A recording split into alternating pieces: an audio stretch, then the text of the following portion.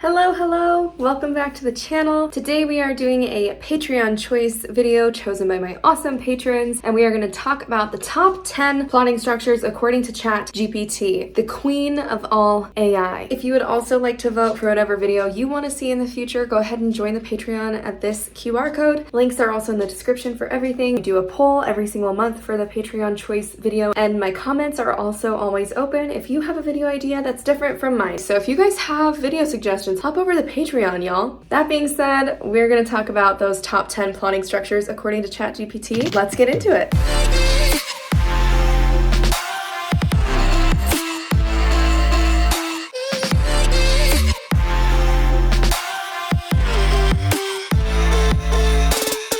Guys, I have a new channel. It's called Chippernat. I go over there. I do whatever I want. I have tons of fun.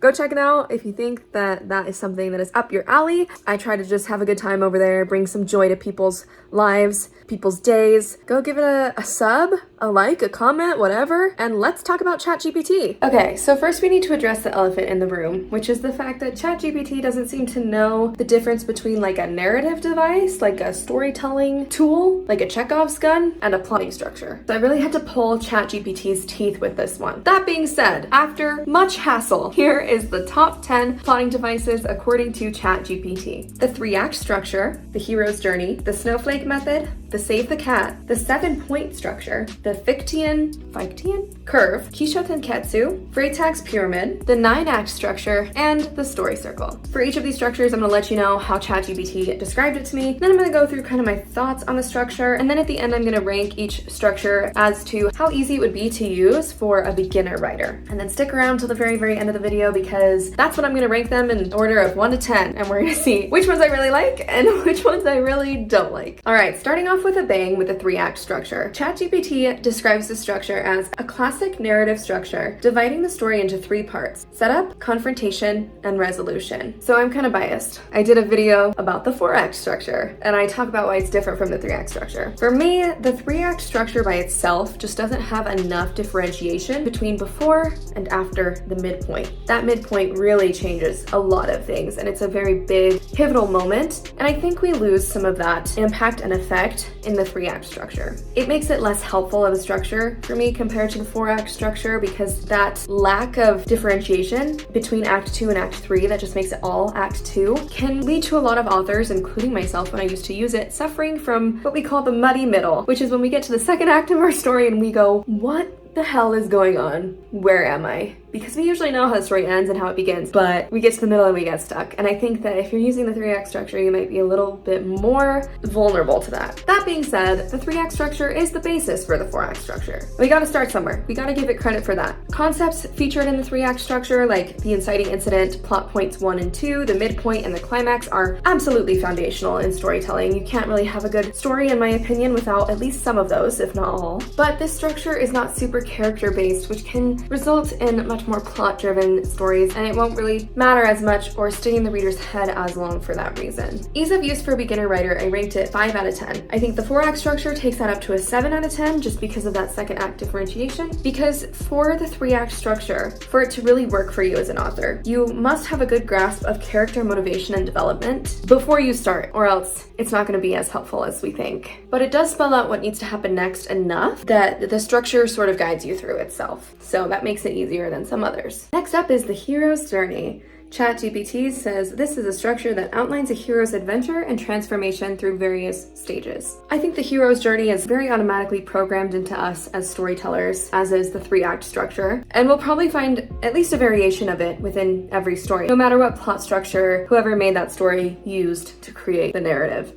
I feel like that was a really runaround way to say all of that. What I'm saying is, it's very popular, it's very common in a lot of stories, not always followed exactly to a T, and not always used, but it'll still show up. This is a classic plot structure. I think we've all heard of it, or at least heard reference of it, but Dan Harmon did use this to create the story circle, so to me it just feels like the story circle with extra steps. The story circle, but a little more complicated. This sets the story up for lots of awesome contrast and meaning when it moves the hero from the known world to the unknown world. It's very character-based, very character-based, which leads to way more meaningful stories. And I feel like it inserts enough prompts for the author to insert enough internal and external conflict conflict, to keep the story balanced and to not make readers tired. Ease of use for a beginner writer is 7 out of 10. I do think it's a little more complicated than other structures, which I feel like adds a tiny little barrier of entry for beginner writers. But if you want to learn it and if you want to get comfortable with it, it doesn't matter how long you've been writing, you're capable of doing that. It's a very tried and true structure that is used all the time and results in very good stories. And it's on par with the 4-act structure and the story circle for me. All right, next is the Snowflake Method. So the Snowflake Method is described by ChatGPT as a structure that starts with a simple story summary and expands into a complex novel outline. I think this is helpful if you have a really good grasp of what a good story needs. That, I think, requires knowledge of a different story structure, such as the 4-act, the story circle, the hero's journey. By itself, I think this plotting device can leave newer writers floundering a little bit. And even more experienced writers, you know what? I'll say it. I think the Snowflake Method is a little tougher. It's not very character-based at all, so I feel like we know how I feel on that one. It's time-intensive. It takes time to finish this entire Snowflake. That does lead to a really good fleshed-out outline of the story, so if you're someone who is like a tried-and-true plotter and you know you want the absolute best idea that you can have of your story before you start, this could be good for you. It's not going to be good for you if you're a perfectionist and you want to force yourself to finish the entire thing before you start writing, because I think we should just run through the story circle really quickly and get a high-level outline and then start writing, and then you can work on more in-depth plots as you go. That's how I prefer to do it, just because if I stay in the plotting process for too long, I start to stagnate, I end up never writing. And I think that can happen very easily with the Snowflake Method. The amount of character in the story and the prompts for ideas depends on where you get the method from, like what website or what author or what image. There are different ways that people use the structure and kind of tailor it to their liking so that it helps them out enough. But if you don't find the right one, it might not be as helpful to you as it is for them. It gives you a very detailed look at your story. You won't be left wondering what happens next by the time you finish the Snowflake Method, but you might be left wondering if your story means something and is going to connect with your audience. I think it's really good if you're going to dedicate time and work to it, and if you have a really well-rounded idea of what a fleshed out, meaningful story needs. So ease of use for beginner writers, 5 out of 10. It's not necessarily hard to use, but it takes a lot of time, and you need to know what goes into a good story for this method to serve you. Onto the Save the Cat beat sheet. This is a screenwriting structure that focuses on 15 key beats/plot points. I only included this because we couldn't get to 10 without it. ChatGPT was giving me nothing. I was like, bro, I need a plotting structure. And it was like, use theme in your story. And I was like, that's not what I'm asking. I'm not frustrated with ChatGPT. What are you talking about? Basically, this is exactly what I use, except my version is adapted to the 4-act structure. And this is a beat sheet made for screenplay, which if you're writing a screenplay is gonna be super awesome because it does give you the page-by-page breakdown. I have seen versions of it for novels, I think, that literally give you a percentage breakdown of how much time and percentage of your novel should be dedicated to each beat. I think that's a little overboard, but if that's for you, there you go. Like other structures though, you need to have a good understanding of what makes a good story before you get started with this structure. Ease of use is going to be 7 out of 10 if you are a beginner writer going into screenplay. Basically for the exact same reason that I would give the 4-act structure a 7 out of 10, because it's basically the 4-act structure but for screenplay. Now we have reached the 7-point story structure. This structure includes 7 key steps: hook, plot turn 1, pinch point 1, midpoint, pinch 2, plot turn 2, and resolution. Here's exactly what I wrote. No climax or aha moment. If you have no climax or aha moment, your story won't matter. It won't be emotionally fulfilling to the reader. And then I wrote, where's all the character development? It feels like a great recipe for a story that's just not fleshed out at all and just has random things happening because they can. I think it's the way I wrote this is so brutal. Just the 3 or 4-act structure, but worse. Ease of use for a beginner writer, I put 2 out of 10. I think you'll need lots of explanation to get the hang of this structure before it makes sense. And I just don't think it's worth skipping the plots that are included in the other structures. I just think you might try to use the 7-point structure and then feel like, oh, this story doesn't hit as much as I wanted it to. And then you'll just go to a different plot structure. I recommend starting somewhere else. All right, I need to Google how to say this. Fichtean. I'm saying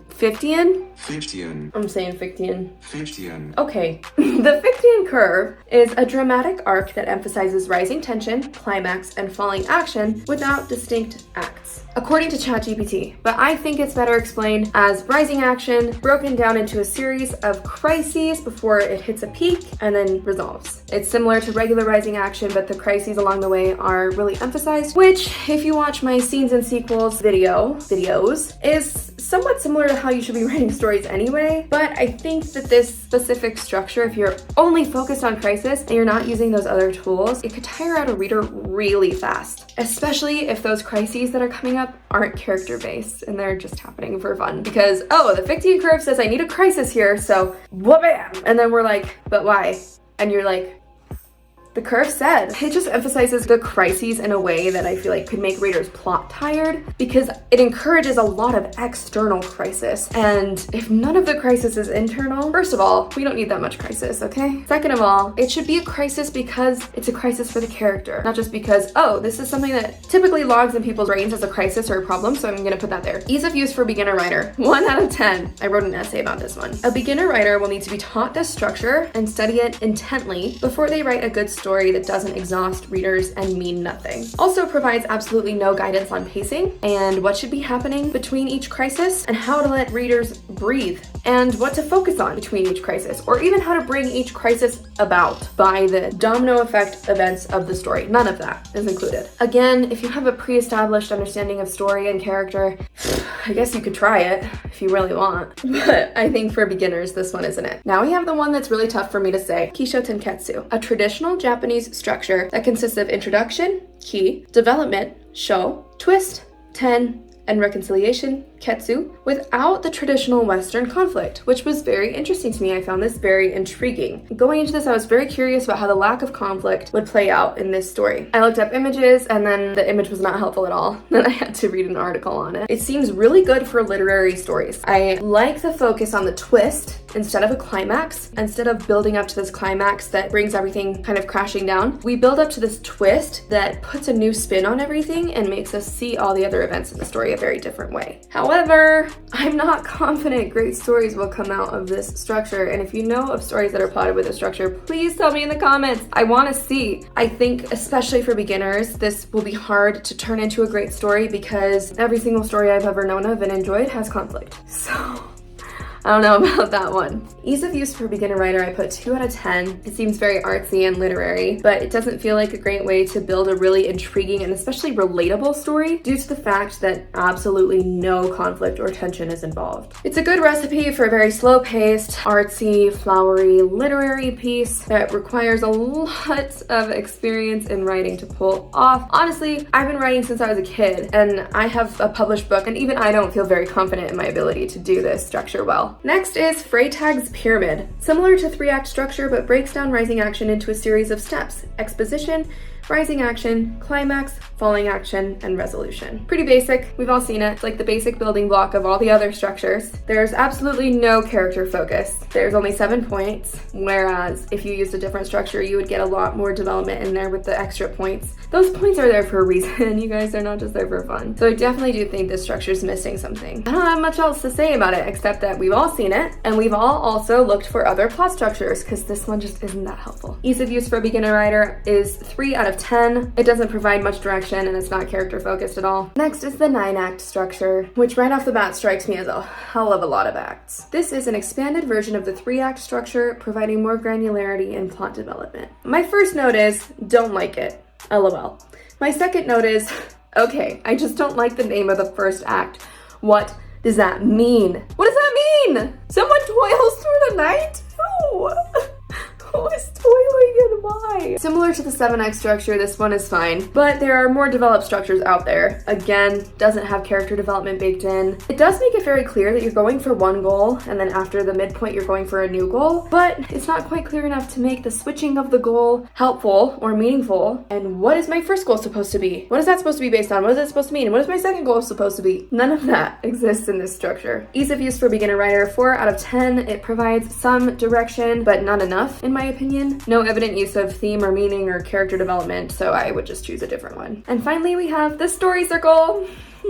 I did not save it for last intentionally, okay? ChatGPT did that. This is an adaptation of the hero's journey, breaking down the story into 8 simple steps, focusing on the character's transformation. This is my favorite plot structure ever, and I'm willing to bet money that most of you are here for my video on it. This structure, made by Dan Harmon, follows the hero's journey because he made it using the hero's journey as a building block and observing many different stories. So it follows the hero's journey. It can be observed in so many stories all over the place, except for maybe like Once Upon a Time in Hollywood. Can anyone tell me the structure of that movie? I find this structure really easy to use. It has these little pieces that are labeled in very self-explanatory ways, as well as a line in the center between order and chaos, which is just such a good way to describe what your story should go into and then also come out of at the end. And then I also like to add that line in the middle for older character beliefs and how the character is operating on their old beliefs versus when they switch to using their new beliefs. Oh, those lines make such a big difference in your story. It drives me crazy. It's a high-level overview of the story. If you want a scene-by-scene outline, it's not going to get you that, but it'll get you started. It'll get you a really, really good, solid start at that scene-by-scene stuff. And finally, character development is built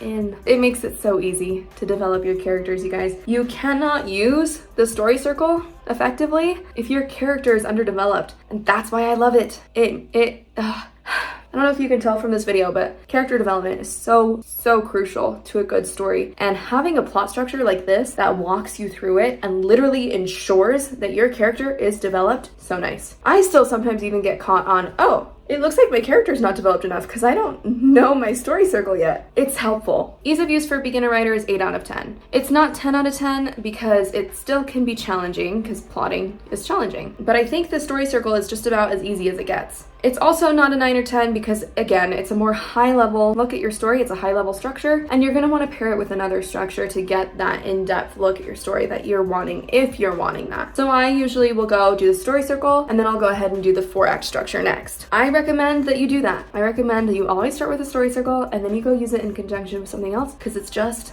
that good. So here is our list of 10. First of all, in 10th place, we have the Fichtean Curve. The ease of use for this one was 1 out of 10, and I don't see myself caring about the random crises that are happening if it's not paired with a different structure that emphasizes more character development. So at number 9, we have the 7-point structure. These two were almost tied. I should just make 2 10th places and just leave 9 blank. But I guess it's a little bit better than the Fichtean Curve because I did rate it as 2 out of 10 on ease of use instead of 1 out of 10. So there's its spot. Number 8 is the 9-act structure. It's fine, but it's not going to be that helpful or life-changing. Number 7 is Freytag's pyramid. Again, it's fine. It's the one we've all seen. It's the one that we all have decided is not helpful enough. And that is why we all go searching for other structures. At 6, we have Kishotenketsu. Rated a little bit higher because it is very intriguing to me, and I'm sure it's been done well in Eastern media. I have not consumed enough Eastern media to know, so school me in the comments if you want. But it just is harder for a beginner writer to use, and I don't recommend that a beginner writer use it. I don't recommend that I use it. It's also just not the kind of story I would want to tell. It would have to be a very specific plot line for me to want to use Kishotenketsu. Number 5 is the Snowflake Method. This one is definitely more helpful than the other ones listed below, but I think it takes a little too much time for my liking, and it doesn't have quite enough of a character basis for me to want to spend that much time on it. In the times that I have used the Snowflake Method, it's kind of fallen flat for me, and I don't typically enjoy it or find it that helpful. So number 4 is the Save the Cat beat sheet. I almost put this one at the bottom because I was like, this is for screenplay, it's going at the bottom. But then so many of them were so bad. So we have it at number 4. It is really helpful. And if you want to use the beats for a story, they do apply to a story, obviously, because movies and shows are story. You could literally just use it without the designated amount of pages and you would be all set for a book. Number 3 is the 3-act structure. I do really like this structure. My biggest gripe with it is that it doesn't have that differentiation between Act 2 and 3. They're in the middle, at the midpoint. That would basically make it Act 1, Act 2, Act 3, Act 4, instead of Act 1, Act 2, Act 3. And I do think that that's a really important distinction that makes the 4-act structure way better, but the 3-act structure definitely has proven way more useful for lots of people than some of the other structures on this list. Second is the hero's journey. I just love that the character development is included in this one. I love the switch between known and unknown. There are a lot of similarities between it and the story circle because it is what Dan Harmon used to develop the story circle, so I think that makes sense. I think it's really helpful. I do think it's a little more complicated than the story circle, which is why it's in 2nd place. Some people might also say that it's for adventures, it's for characters that go on quests, it's for when you're writing Frodo Baggins, Nat. No, just use it in your contemporary romance. There's a way. You can adjust it for every story, even though it seems right off the bat that it's just for this really action-based kind of thing. So definitely do love the hero's journey. And then of course at number 1, that leaves the story circle. I think I've talked so much about the story circle by now. You guys probably know why it's at number 1. The biggest thing for me is just that built-in character development. So helpful.